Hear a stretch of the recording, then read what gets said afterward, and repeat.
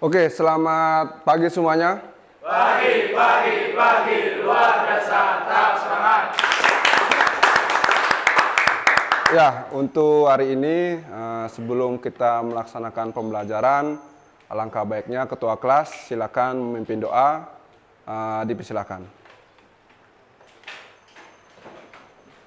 Sebelum kita memulai pembelajaran hari ini, alangkah baiknya kita berdoa menurut agama dan kepercayaan masing-masing. Berdoa dipersilakan.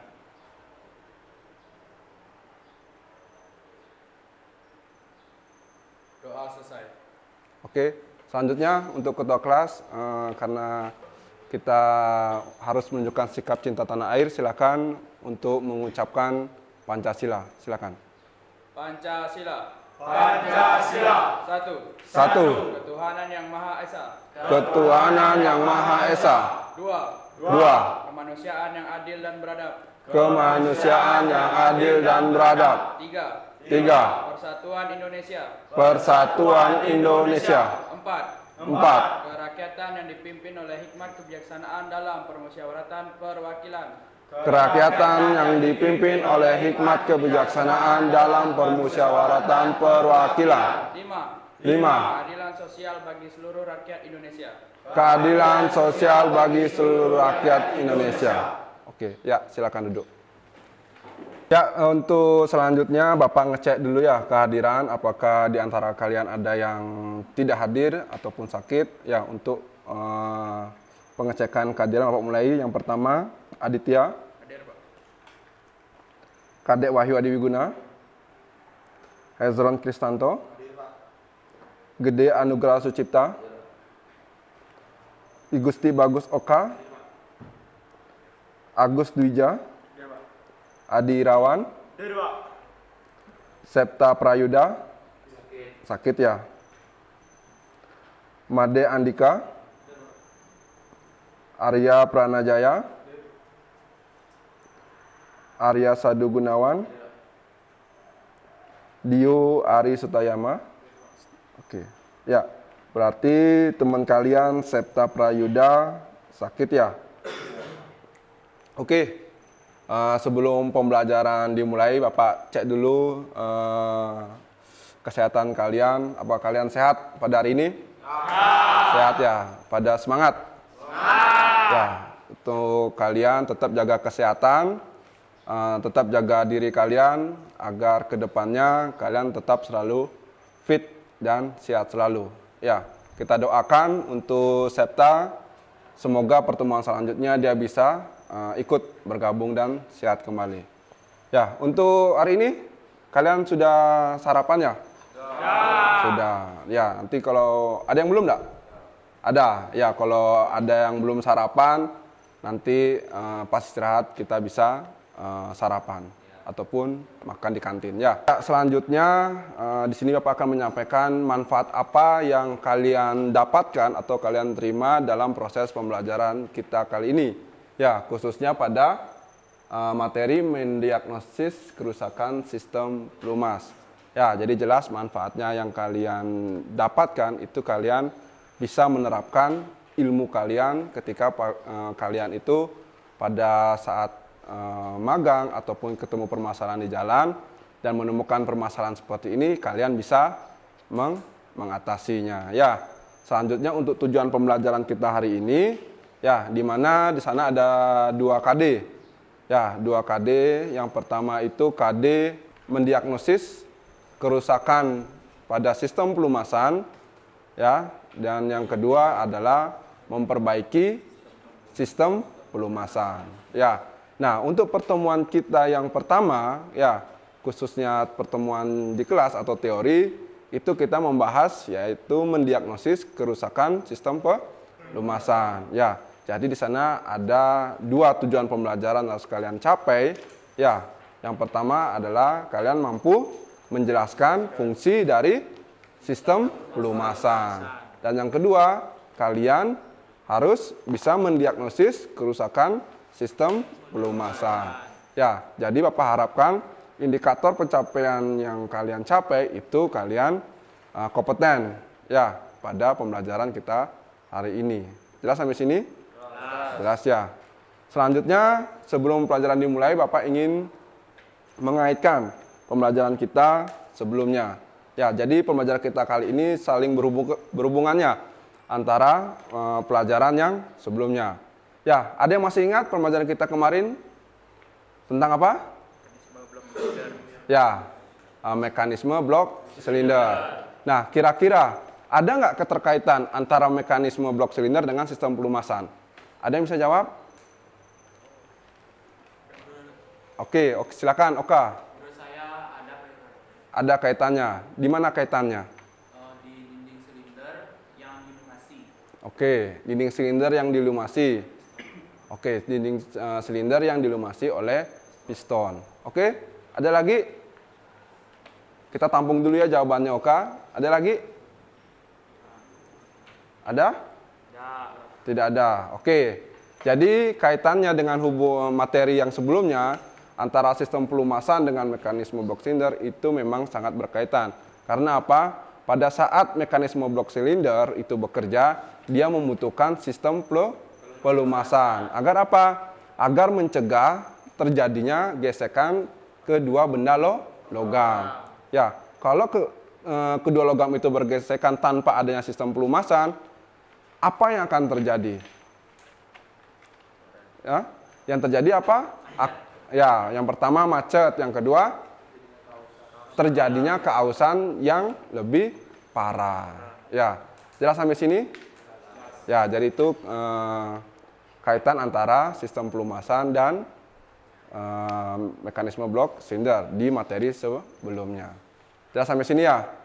Oke, selanjutnya sistem penilaian kita hari ini. Ya, sistem penilaian kita hari ini sudah jelas. Ya, di sini Bapak tidak menilai tentang keterampilan dan pengetahuan kalian saja, akan tetapi Bapak juga akan menilai sikap kalian. Ya, nah sikap itu bagaimana kalian bekerja sama, pastinya dalam berkelompok, terus attitude kalian, ya dalam menyampaikan pendapat kepada teman ataupun guru itu harus diperhatikan. Ya, jadi di sini ada 3 sistem penilaian. Yang pertama nilai sikap, nilai pengetahuan dan nilai keterampilan. Ya, tapi dalam proses teori kita kali ini ada 2 sistem penilaian yang Bapak akan catat, yaitu sistem penilaian sikap dan pengetahuan. Jelas sampai sini? Oke, ada yang bertanyakan? Oke, kalau tidak ada tanyakan, selanjutnya sebelum materi Bapak berikan, silakan kalian membentuk kelompok ya.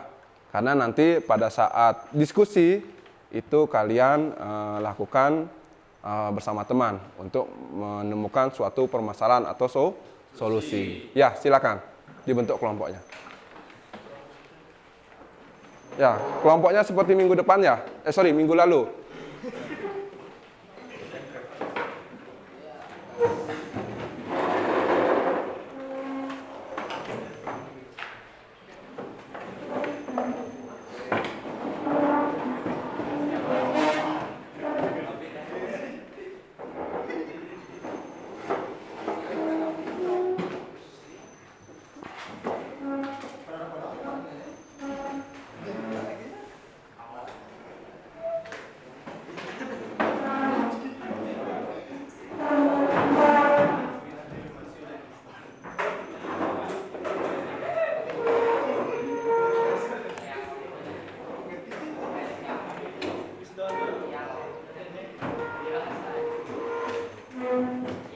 Ya, yang ini model mejanya salah ini. Ya, sorry.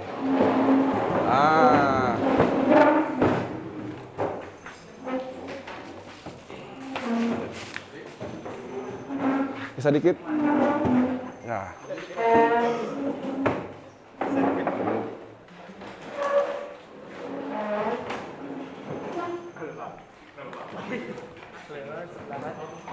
Ini agak ke tengah.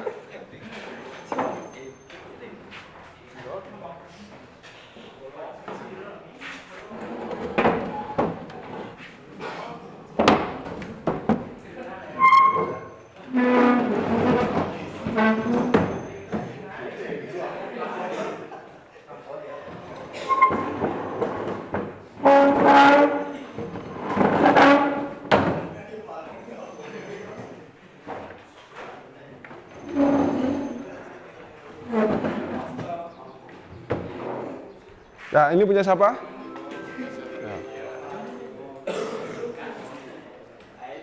Ya, karena kalian sudah membentuk kelompok, kita langsung saja ya untuk pemaparan materi kita kali ini, yaitu yang pertama mendiagnosis kerusakan sistem pelumasan. Ya, jadi sebelum Bapak masuk ke materi, di sini Bapak ingin bertanya, ya, ada 3 pertanyaan yang Bapak minta tolong kalian itu menjawab. Ya, yang pertama, siapa yang bisa menjawab pertanyaan apa itu sistem pelumasan? Saya. Oke, silakan Adi. Sistem pelumas adalah zat kimia yang umumnya cairan yang diberikan di antara 2 benda bergerak untuk mengurangi gaya gesek. Oke, itu jawaban dari Adi. Ayo kita berikan tepuk tangan. Ya, jadi jawaban yang Adi berikan itu sudah benar. Ya, dia adalah sistem pelumasan itu berfungsi untuk mengurangi gaya gesek di antara 2 benda logam. Oke. Selanjutnya yang kedua, siapa di sini bisa menjawab apa saja sih komponen yang ada pada sistem pelumasan? Oke, silakan Arya. Yang pertama itu ada Pauli, yang kedua pompa oli, ketiga filter oli, yang keempat strainer, dan kelima pressure valve. Ya. Ya, itu adalah komponen pada sistem pelumasan yang dijawab oleh Arya. Ya, silakan berikan tepuk tangan untuk. Ya, jadi untuk komponen-komponen pada sistem pelumasan, ya, yang pertama itu ada namanya pompa oli, terus ada oil strainer, ada saringan oli, terus ada sweet oli, ada pressure valve, ya, dan komponen-komponen yang lainnya. Oke, nah pertanyaan ketiga. Kira-kira pada sistem pelumasan itu pasti ada namanya jenis pompa oli. Ya, tidak mesti satu pompa oli yang digunakan. Nah, kira-kira ada yang bisa menjawab apa saja sih jenis-jenis pompa oli yang ada pada penggunaan pada kendaraan? Silakan. Ada? Oke, silakan Dio. Jenis pompa oli ada pompa oli tipe internal gear, ada pompa oli tipe external gear, dan ada pompa oli tipe throat phase. Oke, ya berikan dulu tepuk tangan. Ya, jadi jawaban yang diberikan oleh Dio itu sudah sangat benar ya. Jadi ada 3 jenis pompa oli. Yang pertama ada jenis tipe internal, ada tipe eksternal, dan tipe torque ya. Nah, itu adalah beberapa jawaban yang diberikan oleh teman kalian. Nah, selanjutnya Bapak langsung ke materi. Ya, jadi seperti biasa, ya, sebelum kita melaksanakan pembelajaran baik itu teori ataupun praktek, harus ada slogan yang kita ucapkan atau terapkan. Ya, saat Bapak bilang safety commitment, kalian jawabnya safety adalah tanggung jawab saya. Yos, yos, yos. Oke, siap? Siap. Oke, safety commitment. Safety adalah tanggung jawab saya. Yos, yos, yos. Oke ya. Nah, selanjutnya kita masuk ke pokok pembahasan. Nah, di mana pokok pembahasan ini terdapat 3 topik pembahasan. Yang pertama ada fungsi dan kegunaan. Ya, fungsi dan kegunaan jelas tidak jauh-jauh, yaitu tentang sistem pelumasan. Yang kedua, di sana ada kerusakan tentang sistem pelumasan. Dan yang ketiga itu adalah diskusi, ya, terkait permasalahan apa saja sih yang ada pada sistem pelumasan. Oke. Nah, kita masuk ke slide keempat, yaitu tentang fungsi dan kegunaan sistem pelumasan. Ya, jadi fungsi dan kegunaan pada sistem pelumasan itu yang pertama sudah jelas. Ya, tujuan utama pelumasan itu apa yang dikatakan oleh Adi itu sudah sangat jelas ya. Jadi sini Bapak akan mereview lagi, yaitu untuk menghindari kontak langsung antara 2 bagian ya yang saling bersinggungan. Contoh, bagian yang saling bersinggungan pada mesin itu adalah ring piston dan blok silinder ya. Dan bantalan utama dengan jurnal poros engkol, big end dan batang torak dengan pena engkol. Ya. Selanjutnya apa? Ada batang katup dan lubang katup ya, atau dibilang boskler. Ya. Sehingga apa? Sehingga mengurangi namanya gesekan ya antara dua buah logam. Ya, jadi itu fungsi dari sistem pelumasan. Ya, sampai di sini ada yang mau ditanyakan terkait fungsi dan kegunaannya? Ya, jadi tolong kalian jangan sampai lupa ya fungsi dan kegunaan di setiap sistem yang ada. Nah, kita masuk ke selanjutnya, yaitu jenis-jenis sistem pelumasan. Nah, ternyata jenis-jenis sistem pelumasan itu ada dua jenis. Ya, ada yang tipe kering, ada yang tipe basah. Nah, dari kedua itu kita akan lihat bagaimana sih sistem kerjanya, apakah ada perbedaan atau tidak. Ya, jadi yang pertama itu adalah dry sump system atau sistem pelumasan tipe kering. Ya, kita lihat pada sistem pelumasan kering itu oli ditampung di luar ruang engkol. Jadi terpisah ya antara ruang engkol sama yang jadi satu. Ya, kalau yang kalian sering lihat di mobil itu biasanya kan jadi satu tuh. Itu tipe pelumasan basah ya. Kira-kira kalian pernah lihat tipe yang kering? Pernah. Contohnya apa? Mesin 2 tak ya. Jadi itu paling sering digunakan tipe pelumasan dry sump system ya. Jadi terdapat dua pompa yang digunakan ya, yaitu ada pompa pengisap dan pompa penekan ya. Jadi pompa pengisap itu untuk mengalirkan oli dari ruang engkol menuju oil tank. Itu pompa apa namanya? Pengisap ya, bedakan ya. Selanjutnya, sedangkan pompa penekan itu untuk mengalirkan oli dari oil tank menuju mesin yang saling bergesekan. Ya, itu pengisap dan penekan. Itu tolong kalian ingat-ingat dan bedakan. Ya, ada yang masih bingung antara pengisap dan penekan? Enggak ya? Enggak? Oke. Jadi kalau pengisap itu mengalirkan oli dari tank ke poros engkol. Ya, itu pengisap. Bener enggak? Ya. Dari ruang engkol menuju ke oil tank. Ya. Sedangkan untuk pompa penekan, ya oil tank menuju komponen mesin yang bergesekan. Ya. Itu untuk dry sump system.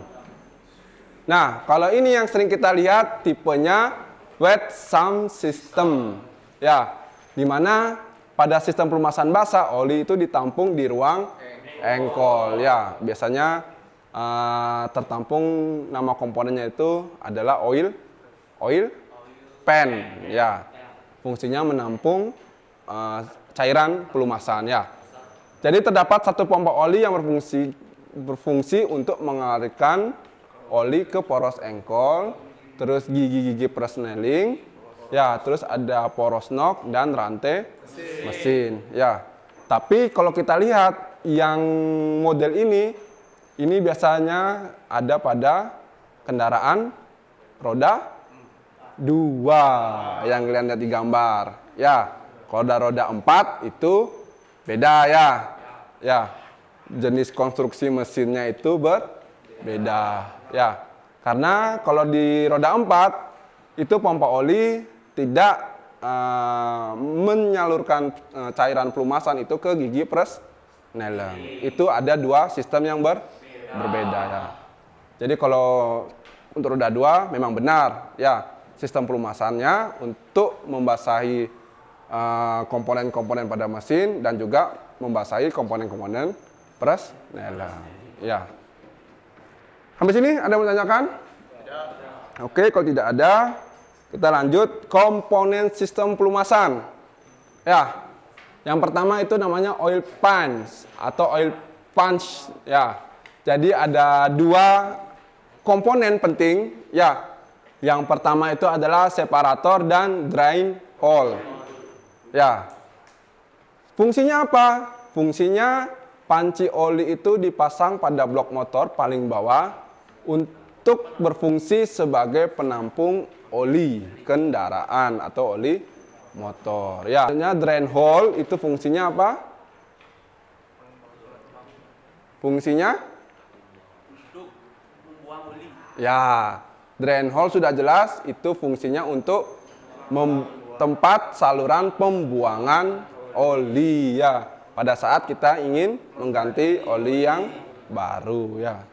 Dengan oli yang baru.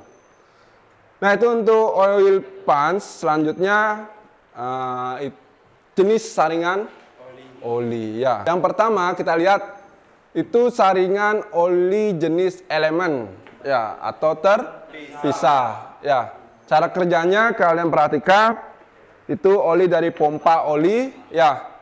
Kalian lihat gambarnya ya. Yang tanda panah itu ya itu adalah saluran masuk ya. Terus masuk ke bagian luar filter oli ya. Yang ini ya. Ya.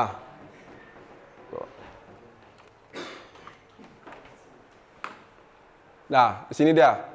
Masuk ke dalam bagian filter ya oli. Selanjutnya apa? Oli itu disaring oleh filter oli. Yang mana filter oli? Yang ya, ini adalah elemen saringan ya. Setelah itu apa? Masuk ke bagian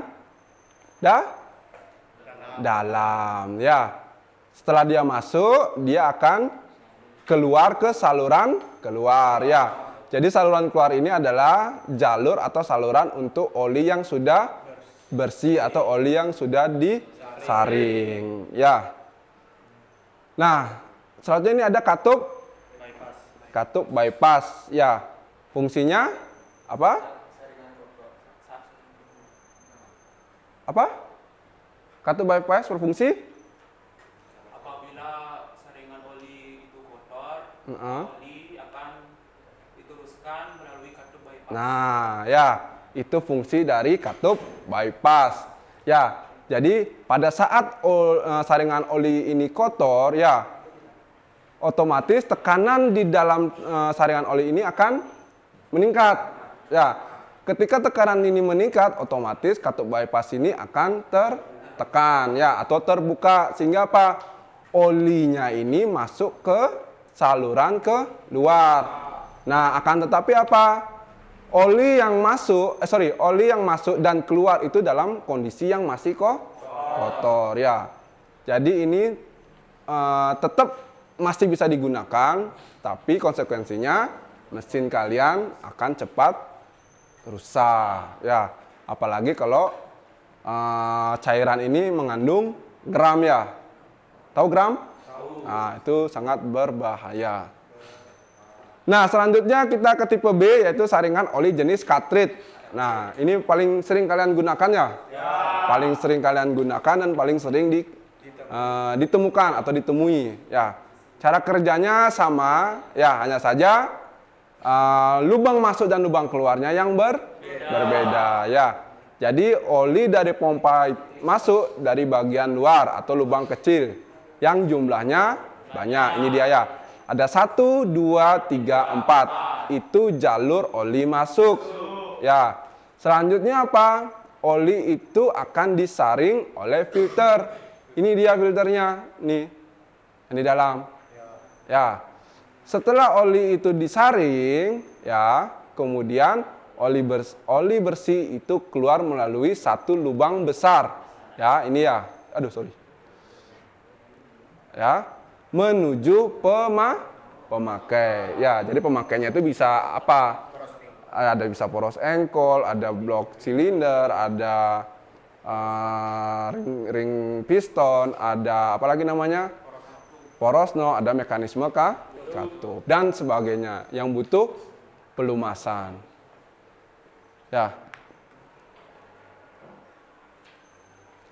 Nah, selanjutnya ini tipe jenis pompa. Ya, kita masuk ke jenis pompa ya. Yang tadi kata Dio itu ada 3 jenis. Ya, yang pertama itu adalah torchoid ya torcoid. Ya, kalau torcoid itu modelnya seperti ini, ya. Nanti pada saat kalian pembongkaran, kalian harus bisa membedakan, ya, mana jenis pompa oli yang ada pada gambar ini, ya, dengan yang ada pada benda praktek, ya. Yang pertama ini ada torcoid, yang kedua ini ada tipe internal gear, ya. Selanjutnya ini ada tipe external gear, ya. Fungsinya sama, yaitu mensirkulasikan sistem pelumasan untuk melumasi bagian-bagian yang ada pada mesin, ya. Nah, kita perhatikan pada gambar tersebut nampak bahwa terdapat drive rotor atau rotor penggerak, ya. Yang dimaksud drive rotor itu yang mana? Yang merah? Apa yang hijau? Apa yang biru? Yang merah, ya. Ya, karena dia satu poros, ya. Dan driver rotor atau rotor yang digerakkan. Ya, drive rotor yang mana? Hijau? Warna biru, ya. Kalau hijau, ya, kalau hijau itu adalah cairan pelumasan, ya. Nanti kalian lihat hijau di sini itu cairan pelumasan, ya. Terus ini lagi hijau itu namanya cairan pelumasan arah aliran, ya. Nanti contoh kalau tipe torcoid, ya. Ini ditekan, ya. Ini nekan, otomatis oli yang di sini ini akan tertekan keluar, ya. Nanti tekanan olinya ini kalau sudah keluar olinya, dia akan masuk ke lubang penerus tadi itu yang paling besar itu, ya. Ya, kita lihat. Nah, jadi antara drive rotor dengan drive rotor eksentrik, ya, tidak sepusat, ya, sehingga memungkinkan proses pengisapan dan penekan, ya. Tuh, antara drive rotor dengan drive rotor dipasang eksentrik, ya, sehingga memungkinkan proses pengisap dan penekan. Terus proses pengisapan terjadi karena adanya perubahan volume, ya, dari kecil ke besar, ya. Ini seperti ini, dari kecil ke besar. Ini juga dari kecil ke besar, ini juga sama, ya. Ya, dari kecil ke besar, ini besar, ini besar, besar, besar, dan sebagainya, ya. Bedanya ini sama ini kan jumlah giginya lebih banyak, ya. Sedangkan proses penekanan terjadi karena ada perubahan volume dari besar ke kecil, ya. Hal yang sama terjadi pada pompa jenis internal gear dan external gear. Jadi ada proses pengisapan dan proses penekanan. Kalau pengisapan perubahan volume dari kecil ke besar, ya. Sedangkan kalau proses penekanan itu dari besar ke kecil, ya. Oke. Sampai sini ada yang mau ditanyakan enggak? Ada yang bingung? Kalau masih ada yang bingung atau ada yang mau didiskusikan, silakan. Atau ada ditanyakan, silakan. Wija, mungkin? Jelas, ya? Ya, selanjutnya kita masuk ke cara kerja relief valve, ya, pada saat kecepatan rendah ataupun kecepatan tinggi, ya. Kita lihat cara kerja relief valve, ya, pada saat kecepatan rendah, ya. Di sana kita lihat pada saat kecepatan rendah itu oli dari pompa oli, ya, itu langsung menuju ke filter, ya. Tetapi relief valve-nya masih tertutup, ya. Jelas? Sedangkan untuk cara kerja relief valve pada kecepatan tinggi itu dari pompa oli itu dia kembali lagi ke oil pan, ya. Karena apa? Karena relief valve ini pada saat kecepatan tinggi, dia akan menerima kelebihan tekanan. Ya, pada saat pompa oli itu terdapat kelebihan tekanan, ya, dia akan mengaktifkan relief valve, sehingga oli itu akan disalurkan kembali ke oil pan. Sehingga apa? Tekanan pada pompa oli ini atau pada sistem ini tetap stabil. Ya. Jadi kalau kalian lihat, ya, lampu indikator, pernah kan lihat lampu indikator yang ada di dashboard mobil yang ada gambar oli? Ya. Ketika lampu indikator itu merah, ya, merah kan? Berarti apa? Berarti tekanan pompa oli itu sudah pas, ya, sudah stabil. Ya, pada saat kamu kecil kontak, teng, ya, itu berbarengan antara pompa oli, sama oli sama pompa bahan bakar. Ya, nah, pada saat lampu indikator ini mati, ya, ketika di starter, ya, berarti sistem kerja dari pelumasan itu bekerja. Tetapi kalau dia masih hidup, ya, berarti apa? Sistem pelumasan, ya, itu ada masalah. Baik, mungkin ada pada relief valve, ya, mungkin juga pada switch oli. Ya, itu kemungkinan kerusakan. Kalau pada saat di engine itu di starter dan hidup, dia masih nyala, berarti di switch oli ataupun di, ya, relief valve-nya. Ya, jelas habis ini ya? Tapi kalau pada saat dikunci kontak on, lampu indikatornya tidak hidup juga, berarti switch oli, ya, switch olinya yang bermasalah. Ya, dengan catatan apa? Kalian cek dulu pompa olinya bekerja atau tidak, dibongkar, ya. Kalau misalnya bekerja, berarti kita bisa mendiagnosis atau bisa langsung menentukan permasalahan, yaitu pada switch olinya, ya. Selanjutnya kita masuk ke, ya, ventilasi ruang engkol, ya, atau bisa disebut namanya apa? PCV atau positive crankshaft ventilation, ya. Pernah melihatnya? Pernah, ya. Kalau kalian lihat ada selang di atas kop silinder atau head silinder, itu namanya, ya, katup PVC, ya. Ya, fungsinya apa? Ada yang tahu fungsinya katup PVC? PCV. Ada yang tahu? Fungsinya adalah menyalurkan uap oli kembali ke saluran intake, ya, untuk dicampurkan ke dalam ruang bakar, ya. Itu fungsi dari PCV, ya. Bagaimana kalau tidak ada katup PCV? Oke, kata Ezron, polusi. Kita bisa terima, ya. Selanjutnya apa?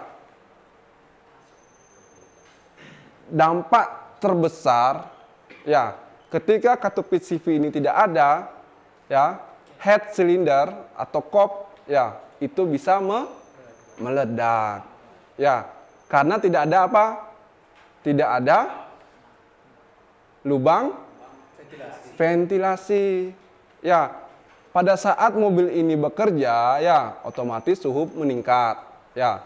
Ketika suhu meningkat, otomatis volume pun juga ikut meningkat. Nah, sehingga apa?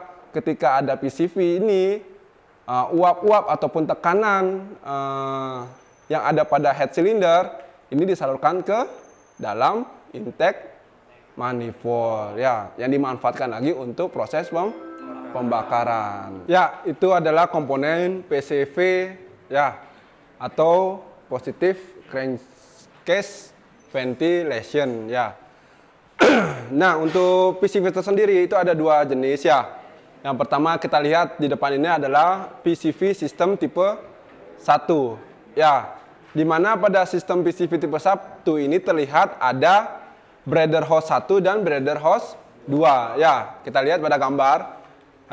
Yang pertama ini yang warna merah ini adalah breather hose 1 yang dari poros engkol ke air filter. Sedangkan breather hose 2 kita lihat itu dari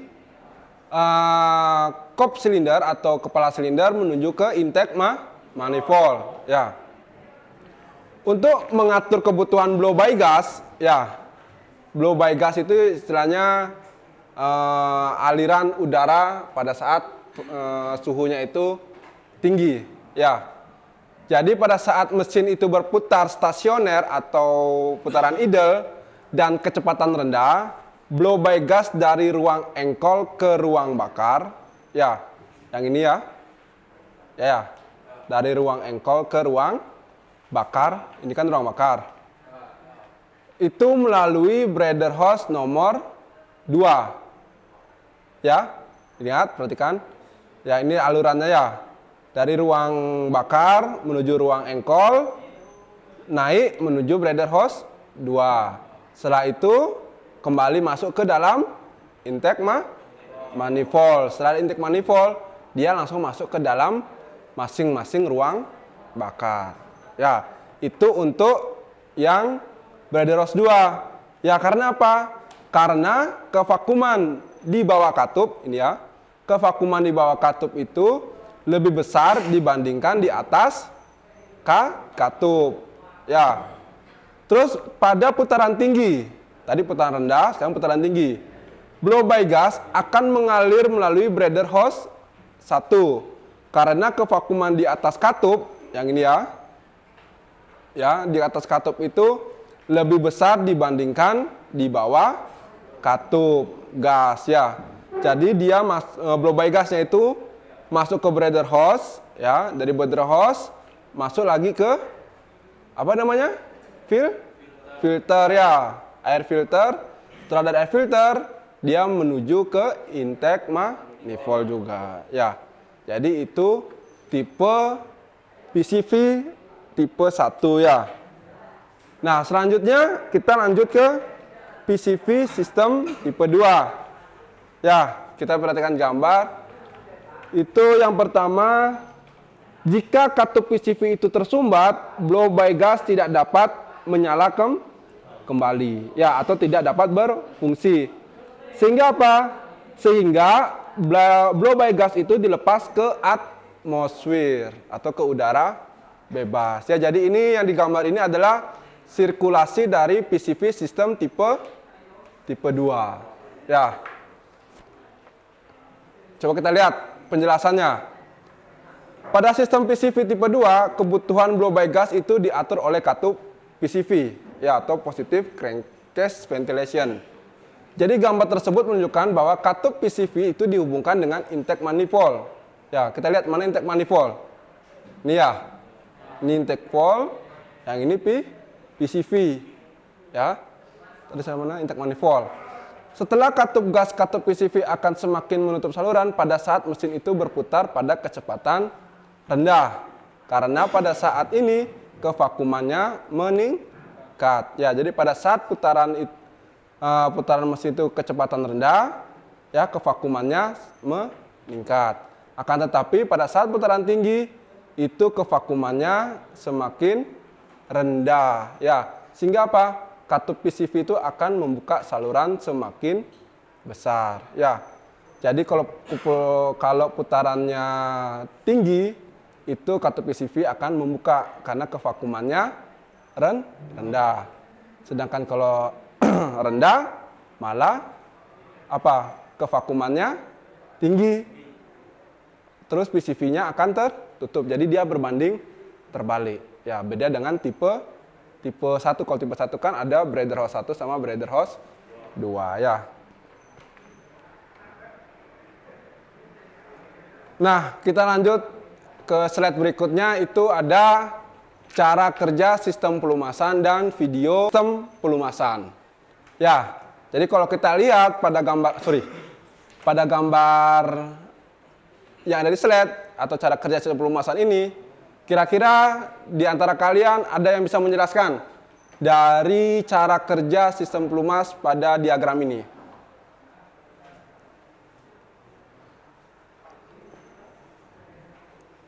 Ada? Ada? Ya, silakan Oka. Dari oil pan, oli disedot oleh oil pump. Terus? Terus alirannya menuju filter elemen.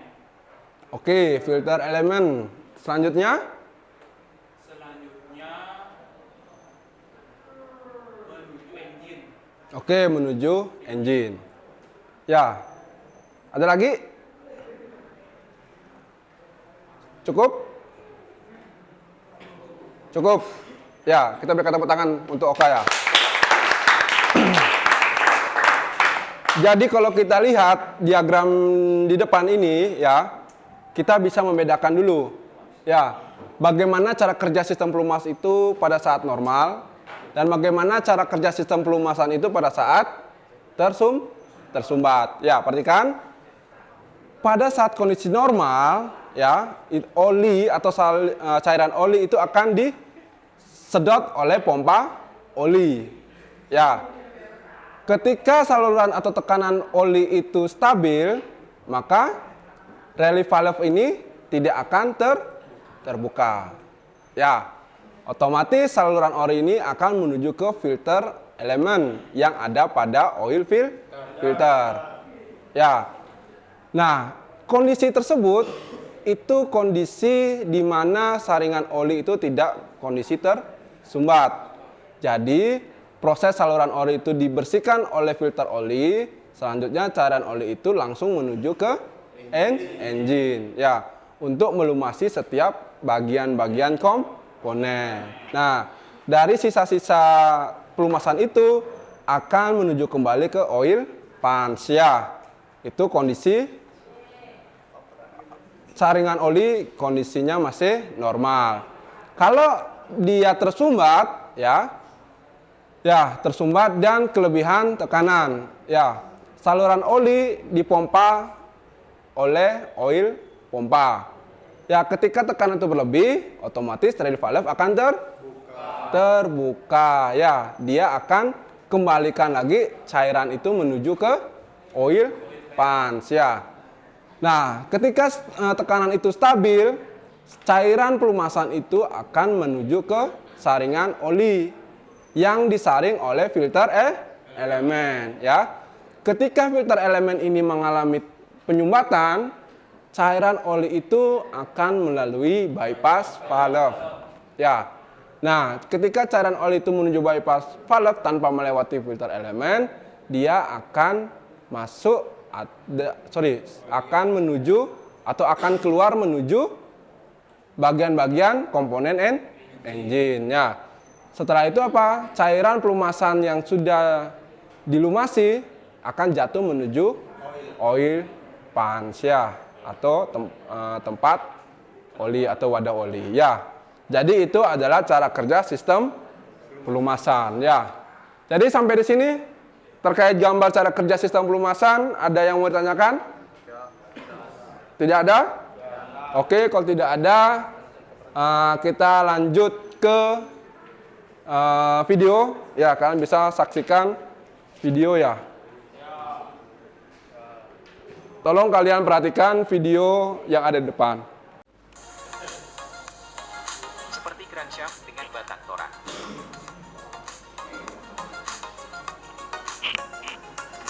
Crankshaft dengan blok silinder.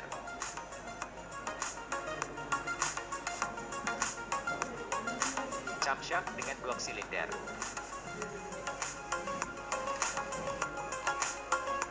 Piston dengan dinding silinder. Dan banyak komponen lainnya. Saat mesin bekerja, maka akan timbul gesekan antara komponen yang bersinggungan secara langsung.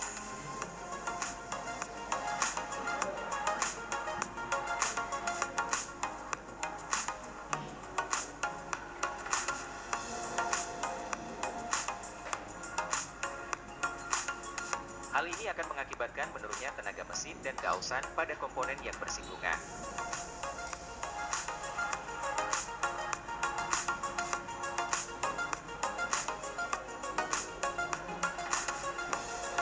Oli pelumas diberikan untuk mengurangi gesekan antar komponen. Oli pelumas bekerja dengan cara membentuk lapisan yang akan memisahkan antar komponen sehingga tidak akan bersinggungan secara penuh.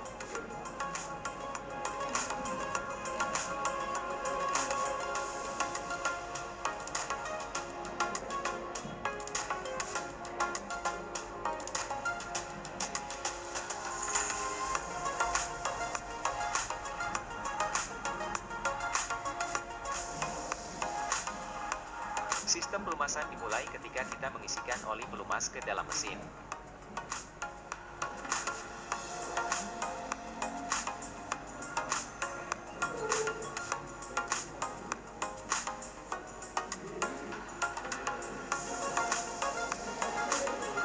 Oli yang kita masukkan akan masuk ke dalam mesin dan akan ditampung pada bagian karter atau oil pan.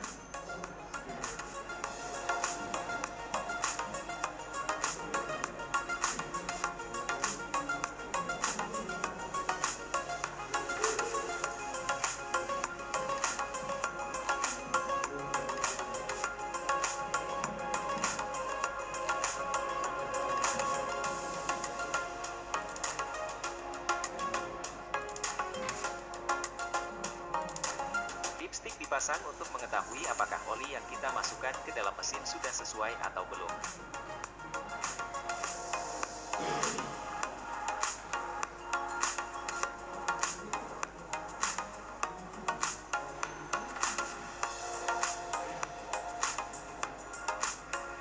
Level oli yang baik akan mendekati garis F. Jika di bawah garis F berarti kurang dan perlu ditambah. Jika di atas garis F berarti terlalu penuh. Dan jika di bawah garis L berarti sangat kurang.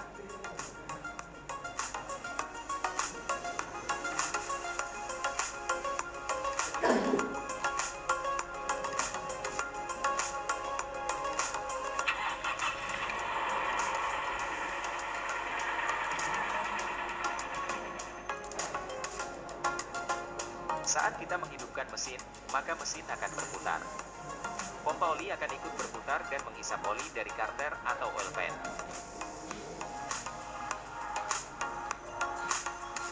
Sebelum masuk ke pompa, oli akan melewati oil strainer.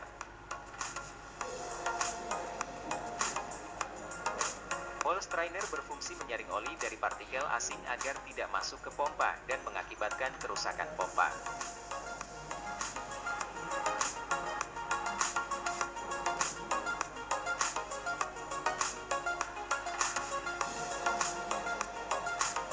Selanjutnya oli akan dialirkan ke filter untuk disaring dari kotoran.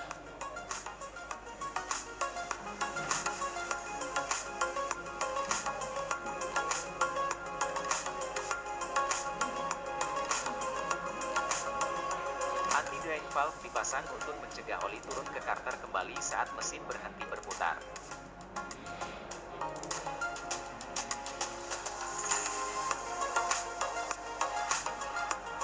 Bertujuan agar oli pelumas langsung dapat melumas komponen mesin saat mesin dihidupkan kembali.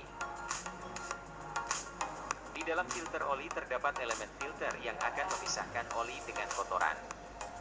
Jika filter oli masih baik, maka kotoran akan tersaring oleh elemen ini.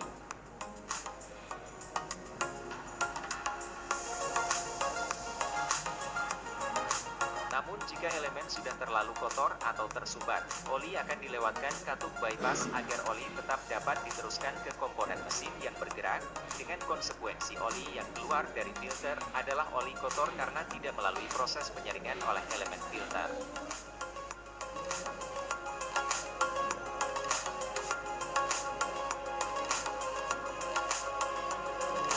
Pada mesin Toyota Celica, dilengkapi katup bypass tambahan agar oli tetap dapat mengalir ke komponen yang bergerak saat filter tersumbat.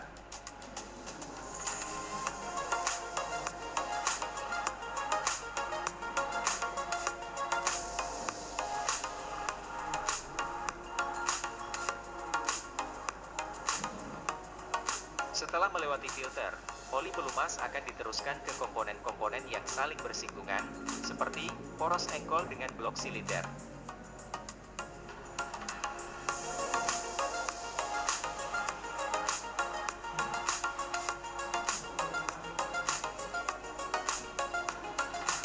Poros engkol dengan stang piston,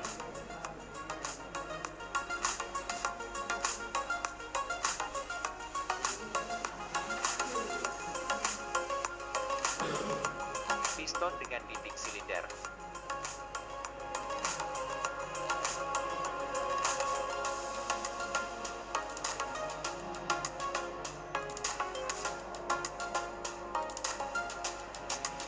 camshaft dengan blok silinder,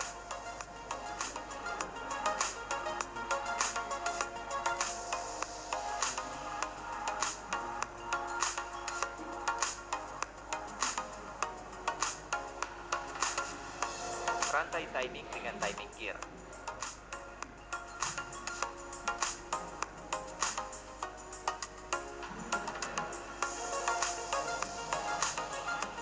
dan mekanisme katup.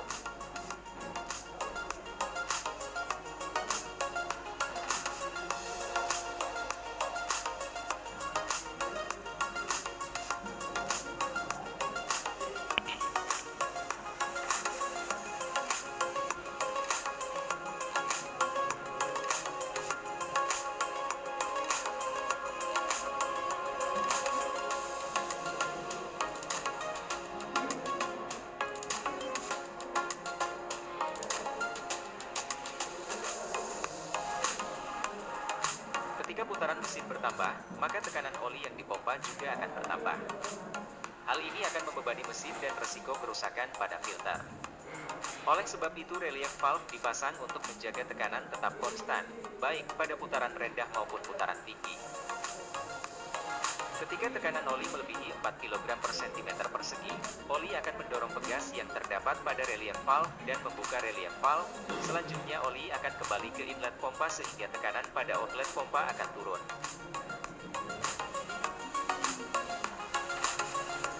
Untuk memberikan informasi kepada pengemudi tentang kerja dari sistem pelumas, pada dashboard mobil dilengkapi dengan lampu peringatan oli.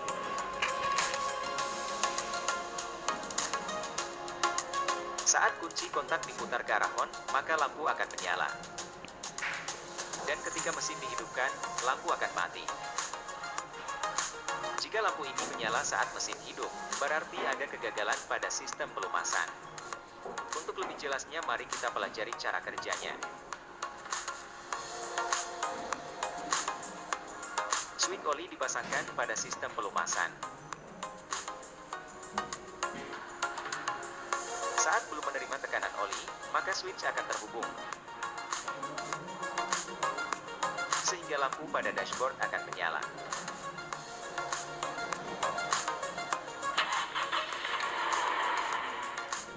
Saat mesin sudah berputar, oli akan menekan switch, sehingga switch akan memutus rangkaian lampu peringatan pada dashboard.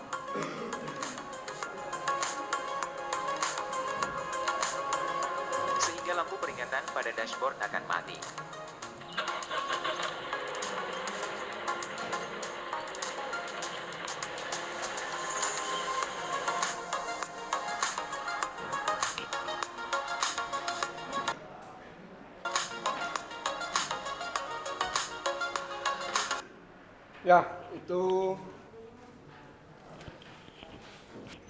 Ya, jadi itu komponen atau cara kerja dari sistem pelumasannya.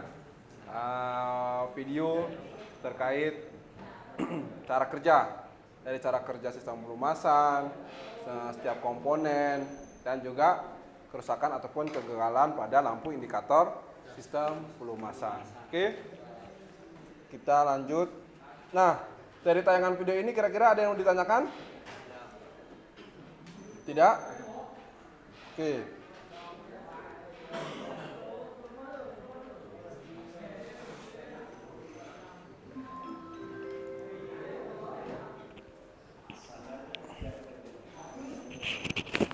Ya, kalau memang tidak ada, kita lanjut ke menganalisis kerusakan sistem pelumasan. Oke. Ya, untuk menganalisis kerusakan, kita lihat contoh kerusakan yang ada pada sistem pelumasan. Ya, di depan di slide. Nanti setelah kalian melihat kerusakan, ya, nanti kalian saksikan video bagaimana sih cara melakukan pemeriksaan dan pengukuran pada setiap komponen sistem pelumasan. Ya, jadi sistem pelumasan itu tergolong sistem yang sangat sederhana, ya, dan hanya terdiri dari sedikit komponen, ya.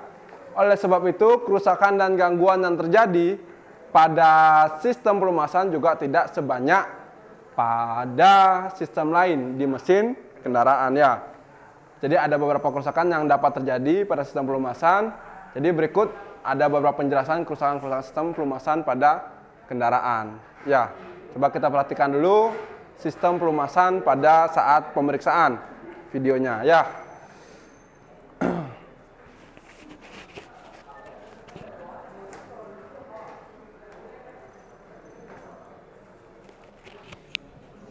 Assalamualaikum, selamat berjumpa kembali di channel Otomodul, channel yang membahas tentang mata pelajaran otomotif di dunia SMK.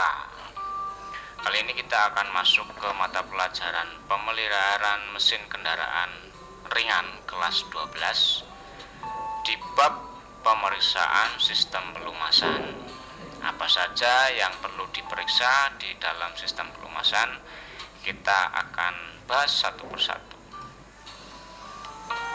Sistem pelumasan memiliki fungsi yaitu untuk melumasi bagian-bagian yang saling bersinggungan untuk mencegah keausan lebih, sebagai pembersih, perapat, pencegah karat, dan juga sebagai pendingin. Oli ketika mesin masih belum hidup, dia akan tertampung di dalam pak oli.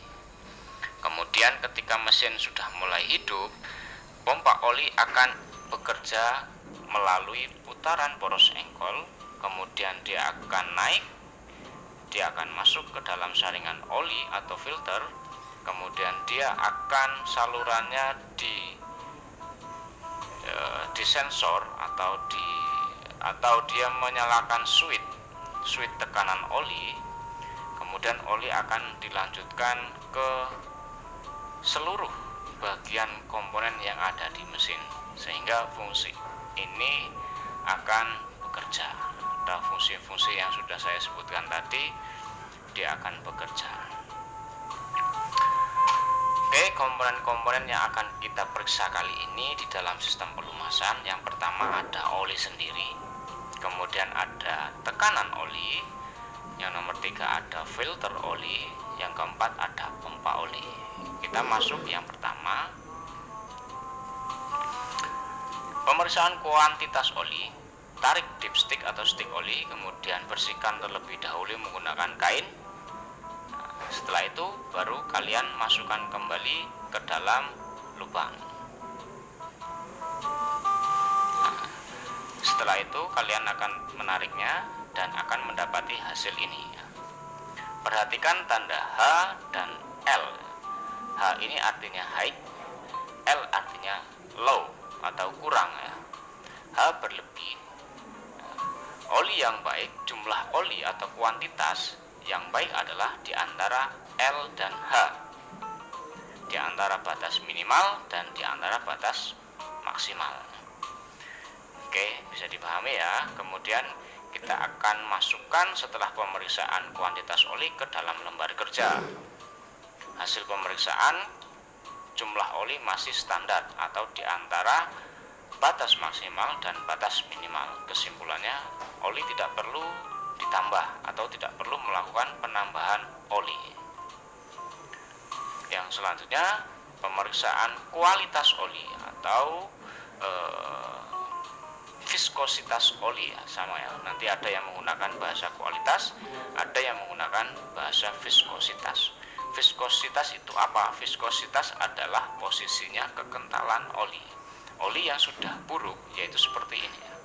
Ketika kalian mendapati stick oli atau sticks yang seperti ini, ya, yang pertama kalian lihat jumlahnya. Ini sudah tidak standar, ya. jumlah ini masih standar, mohon maaf, karena masih di antara range batas maksimum dan range batas minimum. Tetapi viskositas atau bentuk oli dia sudah hitam dan encer, maka kesimpulannya harus diganti. Yang kedua, yaitu posisinya oli berada di bawah batas minimum. Seperti ini ya yang ditunjukkan gambar. Maka kesimpulannya oli perlu ditambah. Nah, kita lihat gambar yang terakhir. Oli posisinya ada di antara batas maksimum dan batas minimum. Kemudian posisi oli dia masih bening dan kental viskositasnya, maka dia masih baik. Oke, semisal kita menemukan posisi atau hasil pemeriksaan yang seperti ini, maka kita masukkan ke lembar kerja hasil pemeriksaan, viskositas masih baik ya. Kemudian kesimpulannya oli masih bisa digunakan. Yang selanjutnya ada tekanan oli. Perhatikan sebelum saya memulai videonya. Ini adalah yang dinamakan switch tekanan oli atau sensor tekanan oli. Kita lepas terlebih dahulu switch ini menggunakan kunci.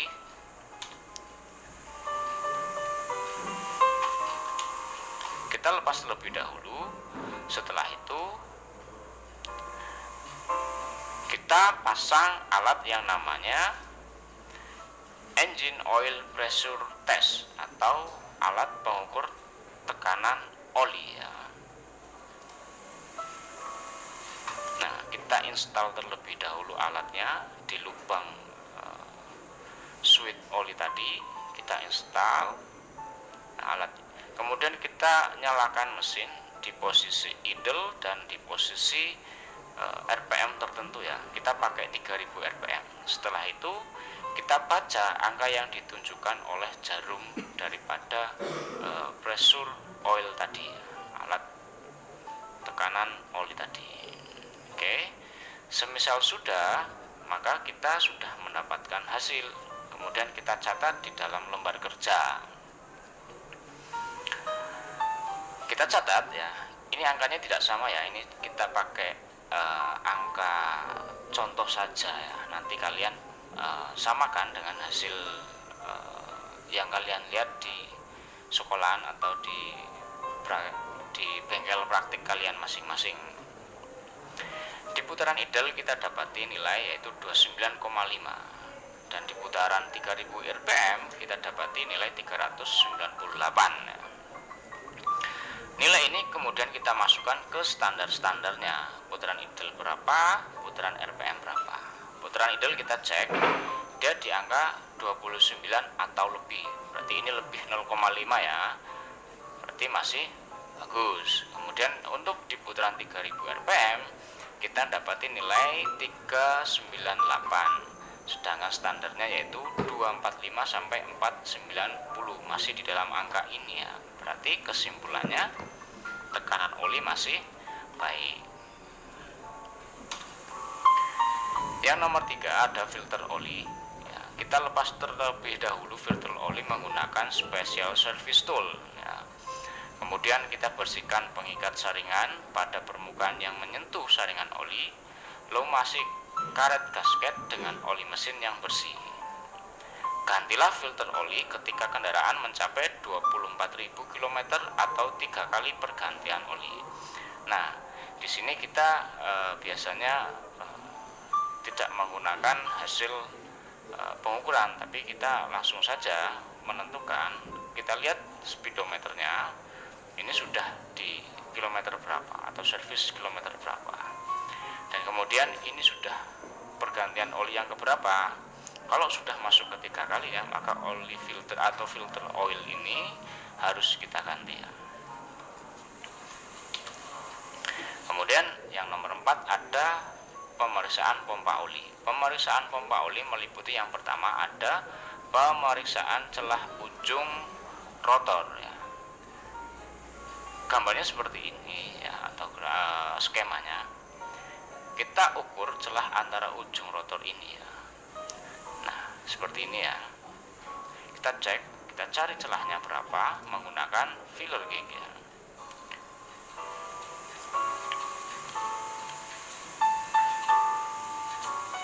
Di bagian sininya ya. Oke, setelah itu hasil pengukuran kita catat ke dalam lembar kerja ya. Hasil pengukurannya yaitu 0,18. Kita masukkan ke standar celah maksimum pada ujung rotor.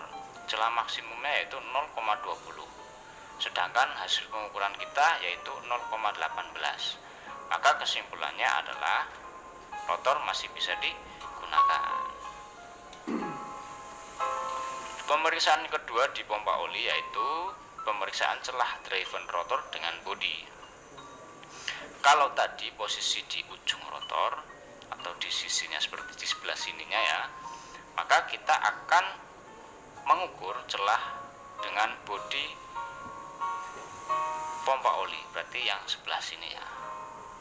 Seperti ini ya, kita gunakan filler gauge kembali ya.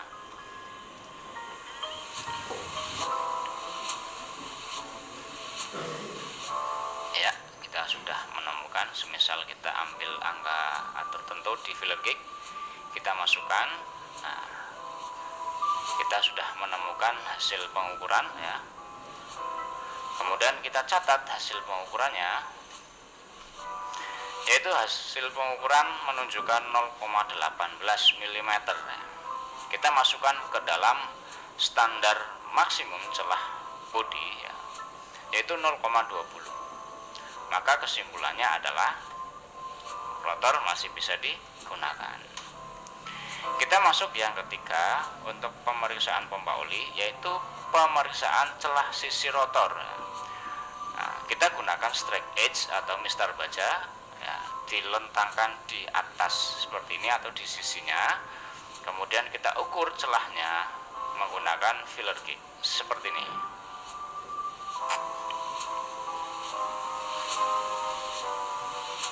Nah, seperti ini. Kemudian kita cari celahnya menggunakan filler gauge. Nah, inilah yang dinamakan dengan pengukuran celah sisi rotor. Setelah kita mendapatkan hasil pengukuran, kita catat ke dalam lembar kerja. Hasil pengukuran kita menunjukkan angka 0,14. Sedangkan celah maksimumnya yaitu 0,15 mm ya tentunya ya.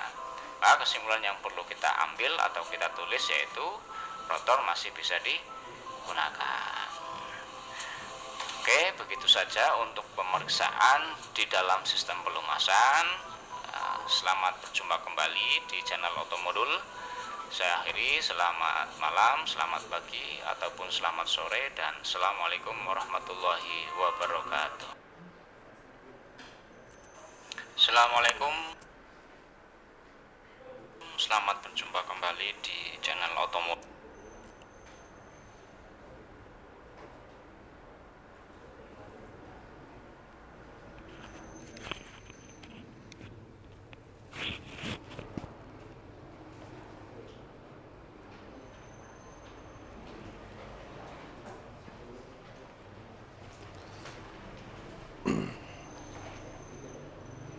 Ya, berikut kalian sudah menyaksikan video bagaimana cara pemeriksaan pada sistem pelumas ya. Nah, selanjutnya kita masuk ke slide berikutnya di mana kalian mencari penyebab dari setiap kerusakan yang ada ya. Nah, di sini kita lihat ada bahan diskusi. Permasalahan pada sistem pelumas itu ada dua ya.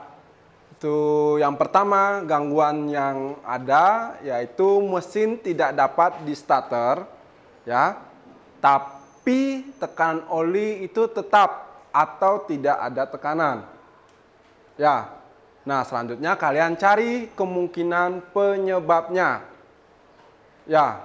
Solusinya sebentar kalian lakukan ketika kalian sudah mencari kemungkinan penyebabnya ya. Terus permasalahan yang kedua yaitu pada waktu mesin beroperasi tekanan oli itu berkurang. Nah, kira-kira kemungkinan penyebabnya apa? Kalian cari kalian catat, ya. Setelah kalian sudah mencatat, baru kalian masuk ke tahap perbaikan atau solusi yang ditawarkan itu apa. Ya. Nah, pada saat kalian mencari kemungkinan penyebab itu bisa kalian cari di materi, ya, di buku ataupun di handbook, ya, manual book silakan, ataupun di kajian-kajian literatur yang ada. Silakan kalian mencari dan berdiskusi dengan teman kalian. Ya, silakan Bapak beri waktu kalian 10 menit untuk berdiskusi.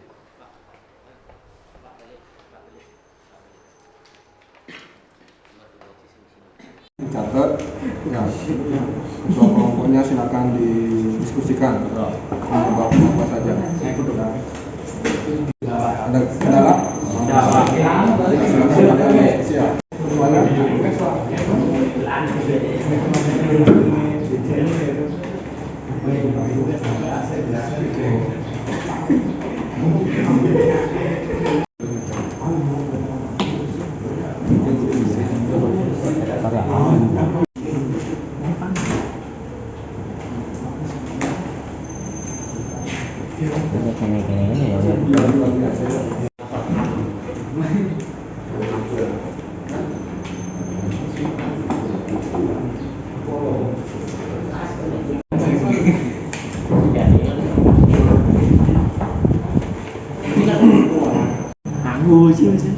Sip.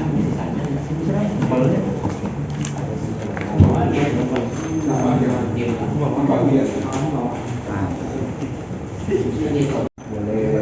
urut terserah. Anda pun nanti kalau permasalahan bersama dengan kelompok lain tidak apa-apa. Kami lima.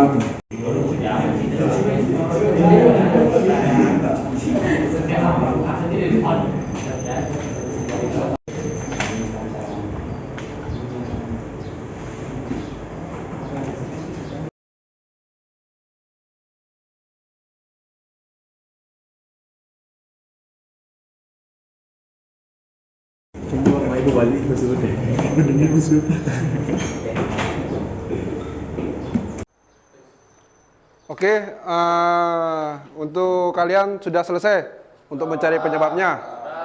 Sudah ya. Oke, kalau sudah kalian mencari penyebab masalah terkait kerusakan yang ada, nah selanjutnya kalian tolong cari solusi, ya. Bagaimana cara mengatasi penyebab atau gangguan yang kalian cari tadi, ya, terkait kerusakan nomor 1 dan kerusakan nomor 2, ya. Dalam pencarian solusi kalian bisa cari di internet, di buku manual book, di handbook, ataupun kajian-kajian literatur yang ada. Siap ya? Ya, kalau memang sudah siap silakan kalian kerjakan. Ya, silakan.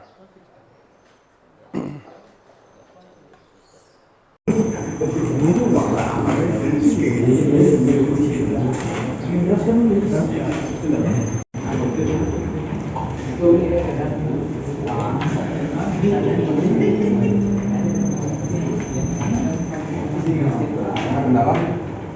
Nggak ada kendala ya. Jadi semuanya dikerjakan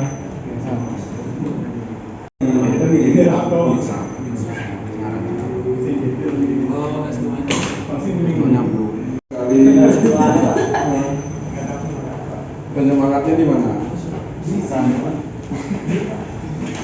Bocor panjang sih. Ini tempat best friend.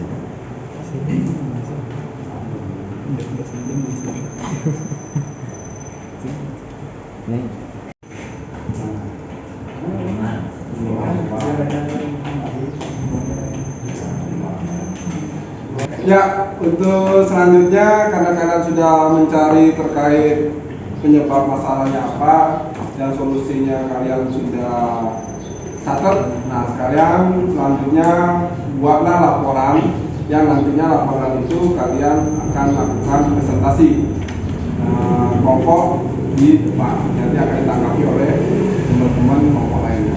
Ya, silakan masing-masing perwakilan kelompok bisa membuat laporan ya terkait apa yang kalian sudah dapatkan tadi. Ya, silakan.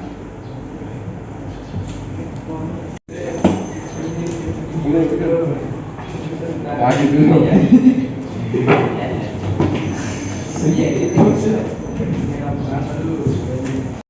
Coba tanya dari Pak, kalau ternyata ada. Kalau kalian ada? Ada Pak. Ini ada. Itu ada. Ini kan udah pas tuh. Soalnya mau cek ini. Oh iya. Next up.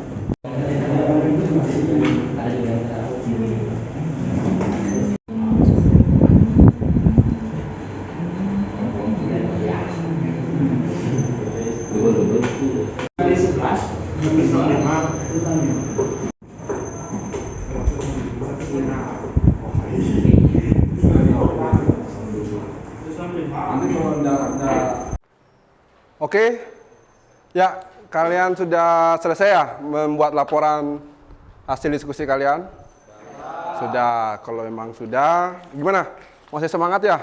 Ya, walaupun waktu sudah menunjukkan waktu-waktu biologis ya, dimana waktu biologisnya makan, waktu biologisnya tidur, ya, dan waktu biologisnya istirahat. Ya, karena sebentar lagi kita akan melaksanakan presentasi, tolong semangatnya tetap dijaga. Oke, karena kalian sudah selesai membuat laporan, Bapak minta untuk kelompok 1 silakan melakukan presentasi di depan. Silakan.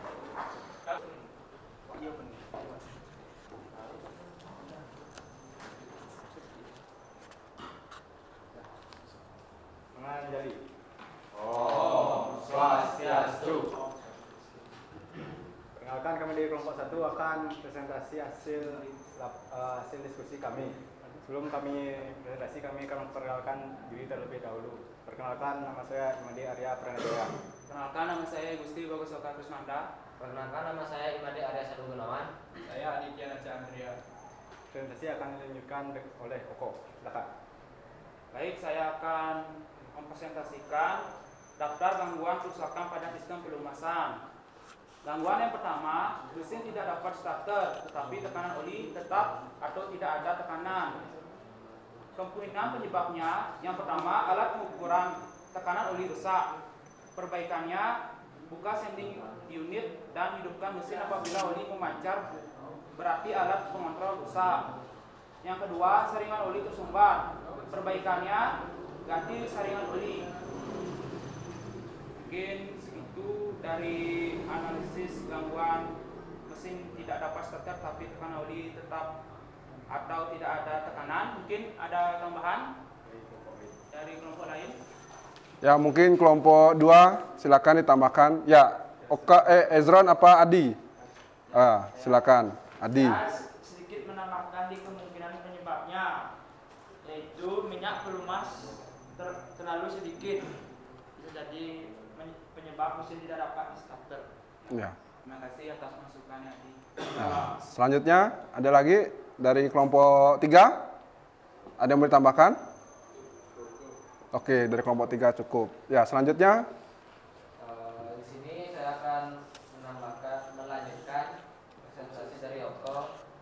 Gangguan yang kedua adalah pada waktu mesin beroperasi tekanan oli berkurang. Kemungkinan penyebabnya yang pertama kerusakan pada bandalan, yang kedua tutup pembuangan oli pada pen oli bocor. Perbaikannya, yang pertama bongkar mesin dan perbaiki, yang kedua perbaiki tutup pembuangan oli. Jika ada tambahan dari teman-teman, silakan. Oke, kelompok 3. Ya, Dio. Silakan menambahkan.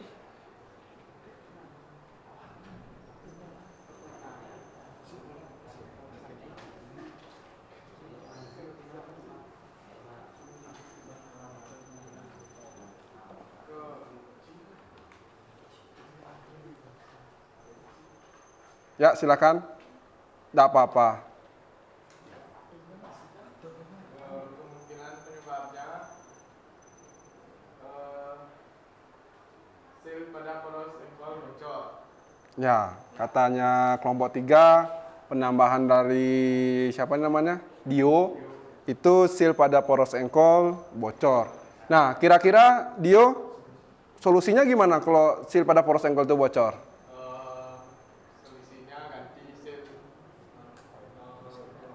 poros engkol. Nah, ya, jadi solusi yang diberikan oleh Dio itu mengganti seal pada poros engkol. Ya, berikan tepuk tangan untuk Dio dan Adia.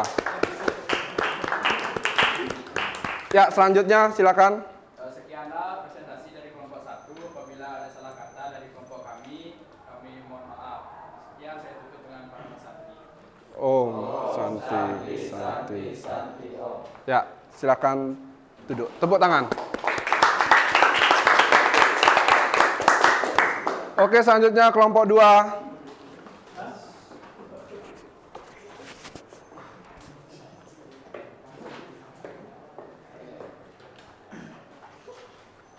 Om Swastiastu. Om Swastiastu. Di sini saya akan mempresentasikan hasil daftar gangguan kerusakan pada sistem pelumas. Sebelum kita presentasikan, saya akan memperkenalkan diri terlebih dahulu. Perkenalkan, nama saya Iketu Adi Irawan. Nama saya Ikade Wahyu Adi Wiguna. Nama saya Agus Wijaya Putra. Nama saya Zaki Sejaha. Analisis kelompok 2 akan dijelaskan oleh Wahyu. Ya, silakan Wahyu. 1. Gangguan. Mesin tidak dapat distarter tetapi tekanan oli tetap atau tidak ada tekanan. Kemungkinan penyebab minyak pelumas terlalu rendah. Perbaikan, ganti minyak pelumas dengan minyak pelumas. B. Saringan tersumbat. Perbaikan, ganti saringan oli. Apakah teman-teman ada yang mau memberi pendapat lain? Ya, mungkin dari kelompok 1 ada yang mau ditanggapi atau ditambahkan? Mungkin saya menambahkan kemungkinan penyebabnya lagi ada alat pengukur tekanan oli rusak. Perbaikannya buka sending unit dan hidupkan mesin. Apabila oli memancar berarti alat pengontrol rusak. Nah.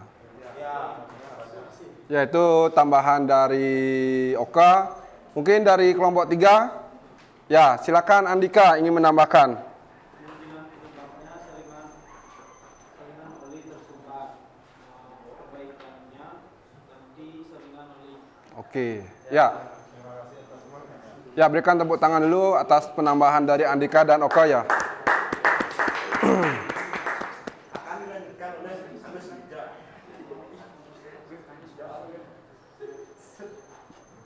2. Gangguan pada waktu mesin beroperasi, tekanan oli berkurang. Kemungkinan penyebab A. Tutup pembuang oli pada panik oli bocor.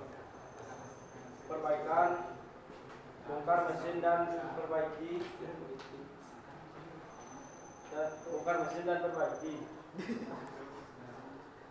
B.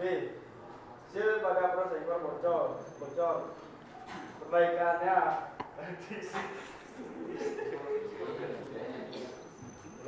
Ya.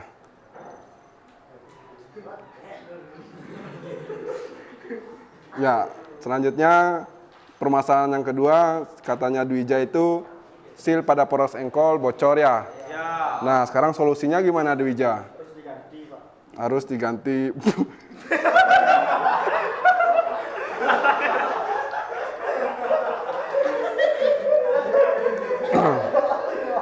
Oke, ya.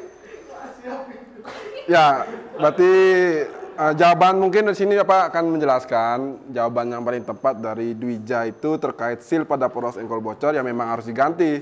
Tapi gantinya itu ya benar atau lebih tepatnya itu ganti seal poros engkol ya. Ya, mungkin untuk teman-teman yang lain atau di antara kelompok 1 dan 3 ada menambahkan? Cukup? Oke, kelompok 1 cukup? Oke, jadi untuk kelompok 1 dan kelompok 3 mereka cukup untuk menambahkan terkait presentasi dari kelompok 2. Mungkin dari kelompok 2 ada yang mau ditambahkan lagi? Tidak. Sekian dari kelompok presentasi dari kelompok 2. Apabila ada kata-kata yang salah mohon dimaafkan. Kami tutup dengan Parama Santi. Oh, Santi. Oh. Ya, berikan tepuk tangan.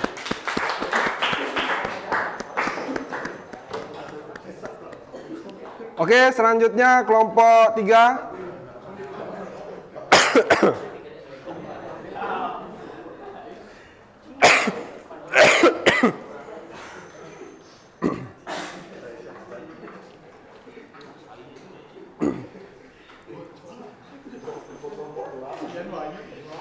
Ya, silakan.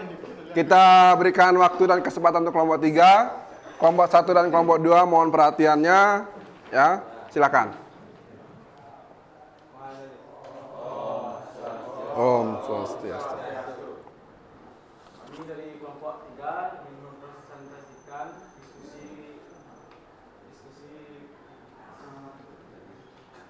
diskusi kami. Kenalkan, nama saya Imade Eka Wirantara. Saya Nyaman Dioristayana. Ya, silakan. Dipresentasikan. Ini teman saya akan membacakannya.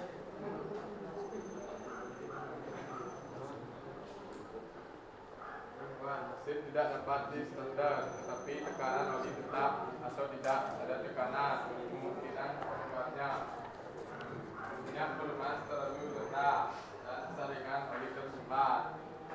Perbaikan berikutnya ganti saringan oli dan ganti minyak pelumas dengan minyak pelumas yang sesuai. Mungkin ada tambahan dari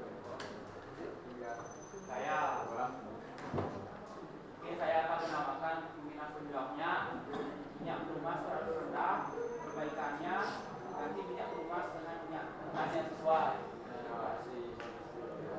Ya, jadi itu penambahan dari Oka ya untuk dari kelompok 1. Mungkin silakan untuk kelompok 2 mungkin ada yang mau ditambahkan. Ya, silakan Ezron. Kita akan menambahkan sedikit kemungkinan penyebab dan cara perbaikannya. Komponen-komponen pompa. Cara perbaikannya mungkin bongkar periksa komponen-komponen pompa jika harus diganti. Ya, terima kasih atas penambahan dari Oka dan Ezron. Kita berikan tepuk tangan. Ya, selanjutnya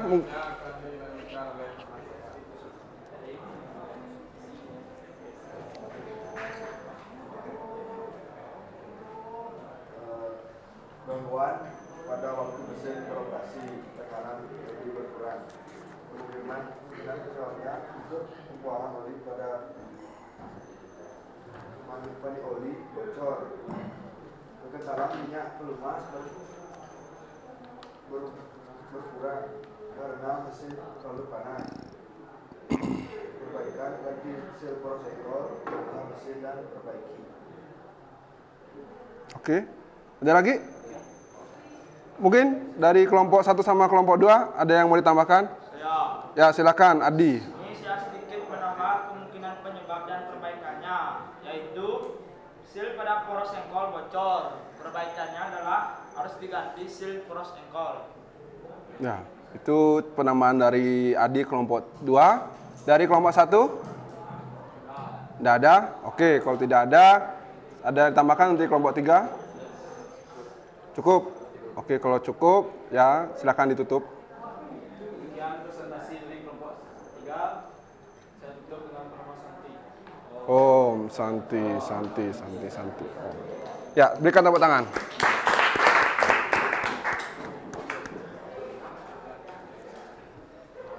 Oke, karena kelompok 1, 2, dan 3 sudah melaksanakan presentasi, Bapak selanjutnya ingin menyimpulkan apa yang kalian dapatkan dari proses pembelajaran hari ini ya.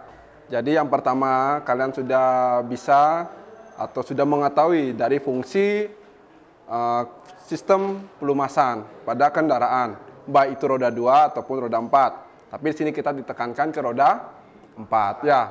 Selanjutnya yang kedua, kalian sudah bisa menyebutkan komponen-komponen beserta fungsinya pada sistem pelumasan. Yang ketiga, kalian sudah melakukan presentasi terkait masalah kerusakan pada sistem pelumasan. Ya, jadi itu hasil simpulan pembelajaran kita hari ini. Ya, mungkin dari kalian ada yang mau ditambahkan terkait kesimpulan kita hari ini? Cukup, oke. Kalau cukup, selanjutnya kalian bisa mengerjakan soal yang Bapak sudah share ke grup ya melalui link kuisi. Itu tolong kalian kerjakan ya, waktu Bapak berikan 10 menit untuk mengerjakannya. Bisa dimengerti? Ya, kalau bisa silakan dikerjakan.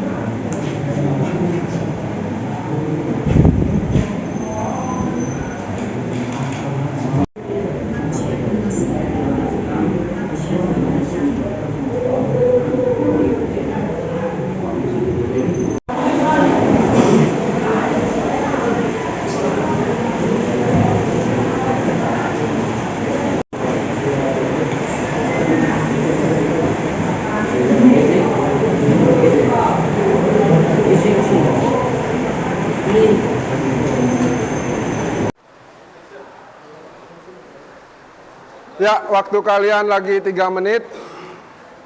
Ada yang sudah selesai? Sudah. Kelompok 1 sudah selesai? Sudah. Kelompok 2? Sudah. Kelompok 3? Sudah ya? Oke, untuk tes kita yaitu pilihan ganda ya, yang Bapak share linknya ke grup kelas, itu kalian bisa lihat langsung hasilnya ya. Jadi Bapak harap hasil yang kalian dapatkan itu tuntas ya dalam proses pembelajaran kita kali ini.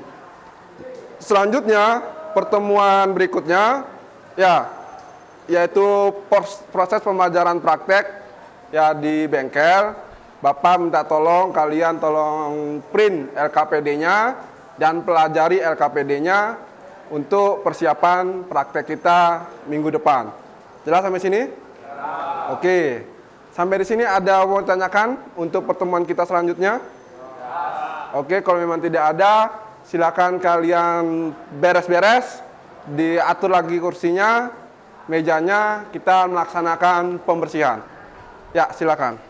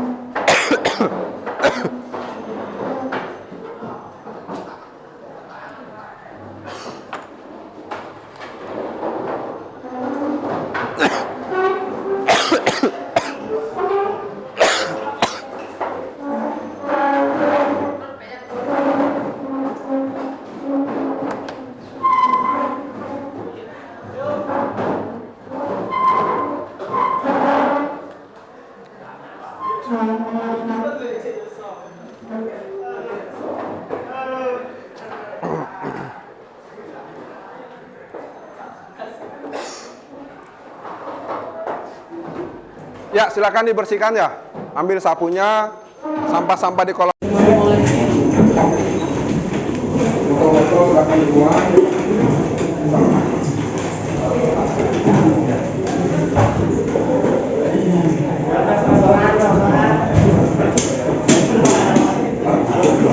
Ya.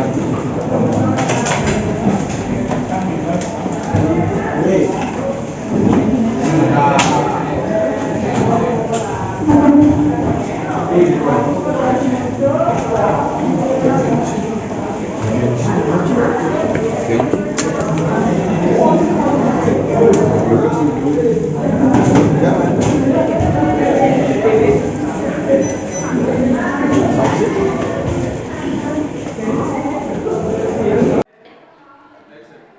karena kalian sudah melaksanakan pembersihan di kelas dan waktunya kita pulang, Bapak ingatkan sekali lagi untuk pertemuan selanjutnya kita praktek, tolong dibawa LKPD-nya. Ya, sebelum kita pulang, alangkah baiknya ketua kelas memimpin untuk menyanyikan lagu kebangsaan atau lagu nasional dan setelah itu menutup dengan doa. Silakan.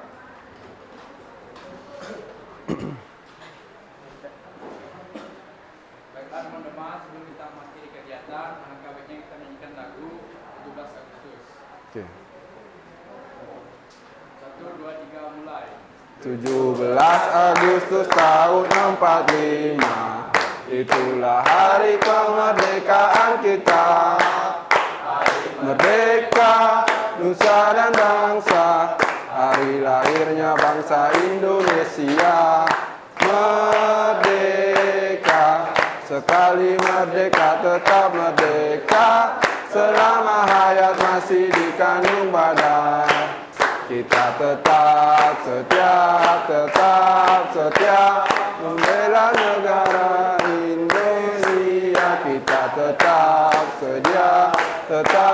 setia mempertahankan kita. Ya. Sebelum kita pulang ke rumah masing-masing, alangkah baiknya kita berdoa menurut agama dan kepercayaan kita masing-masing. Berdoa dipersilakan.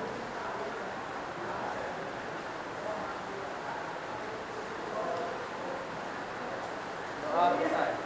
Oke, sampai bertemu di pertemuan selanjutnya. Tolong kalian pulang ke rumah masing-masing. Oke, Bapak tutup dengan Parmo Santi. Oh, Santi. Oh, selamat siang. Siang, luar biasa. Tetap semangat.